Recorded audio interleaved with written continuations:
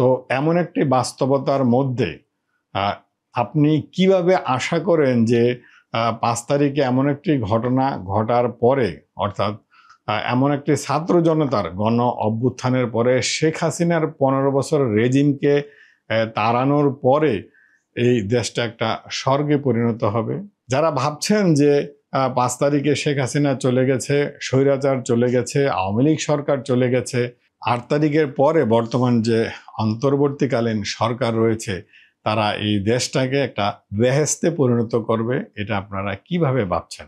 2024 সালের 5 আগস্টের পরে বাংলাদেশের মানুষ পুরাতন একটি শব্দকে নতুনভাবে শুনতে শুরু করেছে।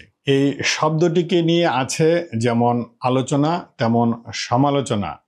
এই শব্দটির নাম হচ্ছে বেসিক্যালি মব। বর্তমান প্রেক্ষাপটে এই শব্দটিকে কেউ বলছে মবক্রেসি, কেউ বলছে মব জাস্টিস, কেউ বলছে মব অপসংস্কৃতি, কেউ বলছে মব সংস্কৃতি। আসলে এই মব শব্দটির অর্থ হচ্ছে কেউ ব্যক্তিগতভাবে অথবা সংঘবদ্ধভাবে অন্যায় করে কারো উপরে অত্যাচার করা অথবা বিচার বহির্ভূত কোনো অপকর্ম অত্যাচার করাকেই বলে মব। এটাকে এক একজনে এক একভাবে প্রয়োগ করে এই শব্দটিকে। যেমন ইতিমধ্যে আমি বলেছি, কেউ বলছে মব জাস্টিস, কেউ বলছে মব সংস্কৃতি, কেউ বলছে মব অপসংস্কৃতি। যাই হোক, এই শব্দটিকে আমি ব্যক্তিগতভাবে মনে করি মব অপসংস্কৃতি বলা চলে। মব কোনোদিনও জাস্টিস হতে পারে না, তো এটাকে মব অপসংস্কৃতি বলতে হবে। যাই হোক, 2024 সালের 5 আগস্টের পরে যখন ছাত্র জনতার গণ অভ্যুত্থানে শেখ হাসিনা ভারতে পালিয়ে যেতে বাধ্য হয়, তারপর থেকে আওয়ামীপন্থী অথবা আওয়ামী সমর্থিত অথবা এই 5 আগস্টের ছাত্র জনতার বিপক্ষে যারা অথবা এই ছাত্র জনতার আন্দোলনকে যারা নিবৃত করতে চেয়েছিল এবং যারা এই ছাত্র জনতার আন্দোলনের উপর যারা সরাসরি গুলি করেছে, 5 আগস্টের পরে যখন এদের বিরুদ্ধে মামলা হয় তখন এদের অনেকেই খুঁজে পাওয়া যাচ্ছে না, অথবা তারা যেভাবে 5 আগস্টের পরে গা ঢাকা দিয়েছে তাদেরকে আসলেই খুঁজে বের করা কষ্টসাধ্য। গোপন তথ্যের ভিত্তিতে অথবা এলাকার লোকজন যখন জানতে পারে যে আওয়ামী সমর্থিত এই মামলার আসামিরা কোথাও না কোথাও লুকিয়ে আছে, সেই তথ্যের ভিত্তিতে এলাকাবাসী যখন সেখানে যায়, পুলিশ প্রশাসন পৌঁছানোর আগে সাধারণ ছাত্র জনতা অথবা এলাকাবাসী সেই মামলার আসামিদের উপর হয়তো শারীরিক নির্যাতন করে কিছুটা, অথবা তাকে ধরতে গিয়ে কেউ হয়তো তাদের উপরে কিছুটা চড়াও হয়, অথবা সামাজিকভাবে তাকে হেয় প্রতিপন্ন করা হয়।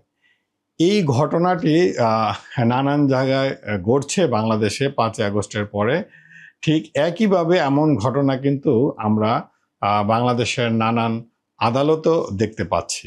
এই ঘটনাগুলোকে নতুন করে মব সংস্কৃতি, মব অপসংস্কৃতি, মব জাস্টিস বলে নতুন করে একটি শব্দ খুব সরগরভাবে শোনা যাচ্ছে গণমাধ্যমে অথবা নানান টেলিভিশন টকশোতে। এই মব অপসংস্কৃতি নিয়ে নানান মাধ্যমে খুব ব্যাপক আলোচনার সৃষ্টি করেছে এবং ব্যাপক তর্ক বিতর্ক, পক্ষে বিপক্ষে নানানজন নানানভাবে মত দিচ্ছে, কেউ পক্ষে কেউ বিপক্ষে। 5 আগস্টের আগে আওয়ামী লীগ সরকারের গত 15 বছরের যে শাসন, সেই শাসনের মধ্যে সরকারের নানা মহলের উচ্চপদস্থ নানান কর্মকর্তারা যেভাবে দেশ পরিচালনার ক্ষেত্রে নানান সেক্টর থেকে যারা কার্য সম্পাদন করত, যেমন আইন আদালত, পুলিশ প্রশাসন এবং বাংলাদেশ নির্বাচন কমিশনের যে কর্তা ব্যক্তিরা ছিল, তারা প্রতিদিনই কি পরিমাণ মিথ্যা তথ্য জনগণকে দিত এবং নির্বাচনে কি পরিমাণ কারচুপি করত এবং প্রতিদিন মিডিয়ার সামনে এসে বলতো যে না, সব কিছু ঠিক আছে, এবং পুলিশ প্রশাসন কিভাবে দিনের পর দিন মিথ্যা মামলা দিয়ে বিরোধী দল অথবা বিএনপির অথবা অন্যান্য অর্থাৎ আওয়ামী বিরোধী যত সমমনা দলগুলো আছে প্রত্যেক নেতাকর্মীকে মিথ্যা মামলা দিয়ে দিনের পর দিন জেলে রাখা এবং মিথ্যা মামলা দিয়ে তাদের কাছ থেকে অন্যায়ভাবে টাকা হাতিয়ে নেওয়া, অথবা বিচার কার্যালয়েও এক ধরনের প্রহসনের নীতি চলমান ছিল এবং দেশের সর্বোচ্চ মহল থেকে যেভাবে নির্দেশনা আসতো সেভাবেই কার্য সম্পাদন হতো। কিন্তু লক্ষণীয় বিষয় হচ্ছে এই একই ঘটনা যখন 5 তারিখের গত 5 আগস্টের আগে ঘটত, তখন কিন্তু এই মব সংস্কৃতি অথবা মব শব্দটি তখন কিন্তু গণমাধ্যমে অথবা টেলিভিশন টকশোতে অথবা মানুষের মুখে এই শব্দটি কিন্তু ব্যবহার হতো না। এই 5 আগস্টের পরে এই শব্দটি নতুনভাবে আলোচনায় আসে এবং এই শব্দটির ব্যবহার এখন এত পরিমাণ বেশি যে নানান লোক আলোচনা সমালোচনা এবং এই মব সংস্কৃতির পক্ষে বিপক্ষে মত দিচ্ছে। কিন্তু কথা হচ্ছে একই ঘটনায় তখন কেন এই মব শব্দটি ব্যবহার হয়নি আর এখন কেন এত বেশি এই শব্দটি ব্যবহার হচ্ছে। 2024 সালের 5 আগস্টের আগে আওয়ামী লীগ সরকার যেভাবে দেশ পরিচালনা করত, সেই সময়ে মব সংস্কৃতি থাকলেও কেউ ভুলেও এই শব্দটি উচ্চারণ করেনি অথবা এই শব্দটি উচ্চারণ করতে ভয় পেত। আমি আগেই বলেছি, অনেকেই এর পক্ষে বিপক্ষে মত দিচ্ছে এবং আলোচনা সমালোচনা হচ্ছে। যদি আমি বলি KM নুরুল হুদা, সাবেক প্রধান নির্বাচন কমিশনার, 2018 সালে নির্বাচনটি যেভাবে সম্পূর্ণ করেছেন, দিনের ভোট রাতে করেছেন অথবা সর্বোচ্চ 10 থেকে 12% কাস্টিং ভোটকে দেখানো হয়েছে, 40 থেকে 45% কাস্টিং। আমরা যারা মাঠে ছিলাম তারা আসলে মাঠের চিত্রটি যেভাবে দেখেছে নুরুল হুদা আর দিন শেষে নুরুল হুদা যে ভোটের কাস্টিং দেখিয়েছে সেটার সাথে আমরা কোনোভাবেই মিল খুঁজে পাইনি, যেহেতু আমরা সারাদিন নির্বাচনের দিন মাঠে ছিলাম। তো আমাদের মতো এরকম তো অনেকেই নির্বাচনে মাঠে ছিল এবং প্রত্যেক এলাকার যে ভোট কাস্টিং কি পরিমাণ মানুষ ভোট কেন্দ্রে গিয়েছে সে তথ্য তো সবার কাছে ছিলই। দিন শেষে একজন প্রধান নির্বাচন কমিশনার যখন বলতে থাকে যে হ্যাঁ, সারাদিনে প্রায় 40 থেকে 45% ভোট কাস্টিং হয়েছে এবং নির্বাচন সুষ্ঠু হয়েছে এবং নির্বাচন অবাধ সুষ্ঠু শান্তিপূর্ণ হয়েছে, এরকম নির্বাচন আর কখনো কোথাও হয়নি এবং বিশ্বের উন্নত দেশগুলো আমাদের থেকে এই নির্বাচনের রোল মডেল গ্রহণ করবে। উন্নত বিশ্বে নির্বাচনের যে ফলাফল সেটি দিতে 5 দিন সময় লাগে, আমরা মাত্র 2 ঘন্টার মধ্যে ফলাফল দিয়ে দিচ্ছি। এ ধরনের কথা যখন প্রধান নির্বাচন কমিশনার বলে, সাধারণত একজন সুস্থ মানুষ, একজন সুস্থ চিন্তাবিদ তখন কি পরিমাণ রেগে যাওয়ার কথা এবং কি পরিমাণ ক্ষোভ থাকার কথা, সেই বিষয়গুলো অবশ্যই বিবেচনায় থাকে। তো এমন একজন মিথ্যাবাদী এবং এমন একজন প্রহসনের নির্বাচন সম্পাদনকারীকে যখন মানুষ হঠাৎ করে পেয়ে বসে, তার ক্ষোভের কারণে বলেন, তার জেদের কারণে বলেন, এবং যখন উনি পাওয়ারে থেকে প্রচুর পরিমাণ মিথ্যা কথা বলেছেন এবং প্রহসনের নির্বাচন করেছেন, তখন তো তাদেরকে কিছু বলা যায়নি।